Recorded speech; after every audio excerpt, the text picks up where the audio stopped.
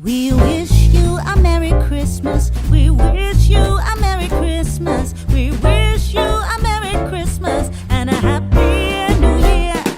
We wish you a Merry Christmas. We wish you a Merry Christmas. We wish you a Merry Christmas and a Happy New Year.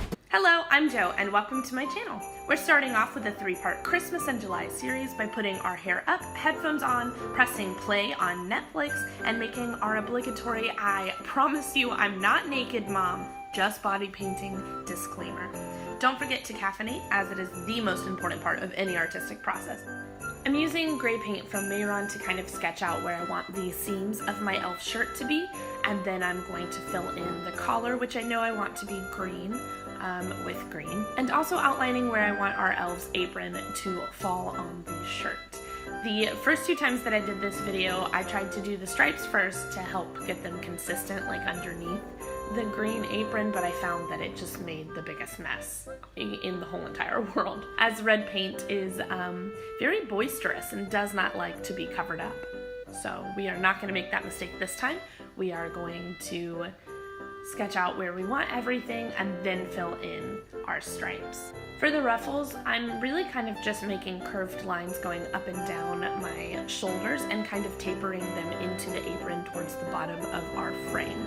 After sketching out and filling in your ruffles and the straps on your shirt, we are going to start highlighting. Highlights are found on the high points of an object, or the places where light is going to be hitting directly the curve. So, you know, your shoulders will create a curve, or the front part of the apron is kind of lifted, ideally, because it'll be like on the round part of your chest. Not mine, because she just didn't give me any, but you feel me? So we're going to highlight that with that Mehron Clown White paint. And to blend in that color, I find that a tapping motion with a giant porous sponge is the best fit. I stole this trick from Jordan Hans, who is an insanely talented YouTuber and body painter, and actually the reason I started body painting to begin with. So you're going to recognize some of her tips and tricks here in this video, because that is how I learned how to do it. And just as light would create a highlight on an object, the absence of light, or what follows underneath, is going to be a shadow. I'm going to do this by mixing together a dark brown and black paint and softly outlining all of the places where I know a shadow would start to form.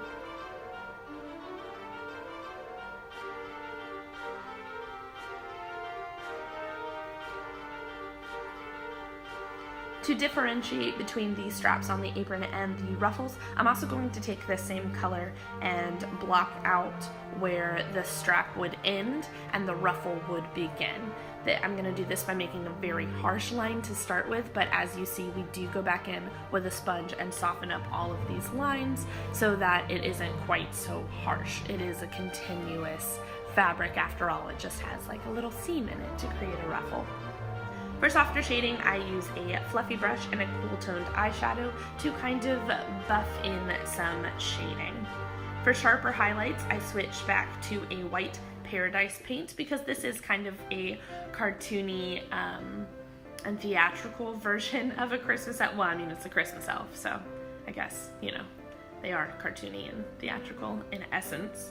But to really like pop some of that highlight forward, I'm going to take this paint on a tiny little brush, and I'm going to sketch in a few lines where I think highlight would be, and then tap it out with my fingers to make sure that it is not quite so harsh, like a little softer. You can see that I did that on the collar as well, even though I did not film that part. And then I neglected to film this, but I did add a little peppermint button to the apron. It was really simple, a little white circle with red stripes, and I made sure to include some shadow underneath to make it kind of pop off the clothing and look a little more 3-dimensional. And now we're on to the face. I used the lightest foundation in my arsenal on my face and my neck for that North Pole glow. And then I took that same shadow that we used earlier and I carved out new, steep, and cartoonish looking cheekbones and blended out the edges with that same fluffy brush from earlier.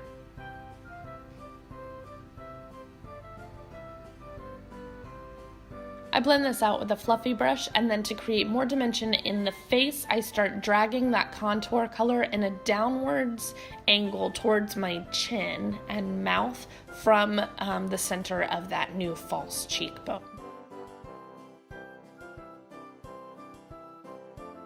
I also contour my nose to give a more pointed, cartoon-like appearance, and I add blush to the cheekbones and then a little bit to my nose for rosiness. And just so you know, this color was a lot more pink off camera. I don't know why it looks so orange here. Moving on to the eyes, I really wanted to have a enlarged eye shape, and so I took some white paint from Mehron and created a false inner corner, dragging it down at an angle to be my extended eye white. And then I took a brown paradise paint and I softly underlined that, and I packed a ridiculous amount of green shadow onto my upper lid. And of course, I couldn't resist the urge to do a cut crease with the Tarte Shape Tape in Fair Neutral.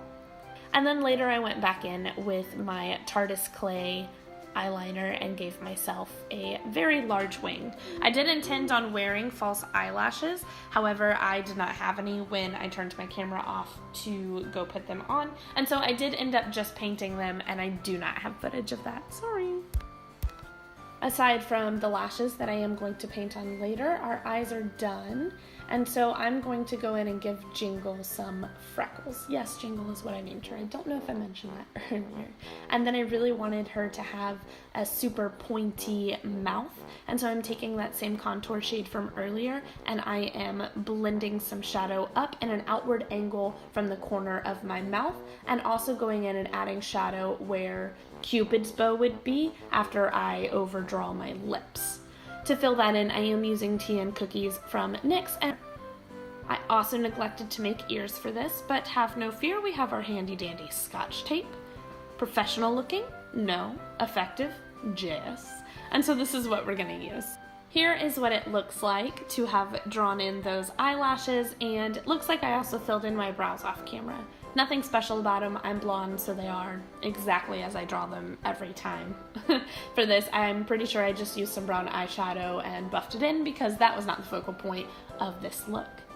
Don't forget that we do live in the North Pole, and so you cannot very well walk around Santa's workshop in a tank top, and you're going to need to paint sleeves onto your shirt. Take your hair down, add a hat, popping one of your pointed little elf ears at, pose like you freaking mean it because you've just been painting for the better part of 4 hours, and you are done. Thank you guys so much for checking out this video. I do really appreciate it, and I hope you join us for the rest of the series as well as just general shenanigans here on this channel. Bye! And Merry Christmas.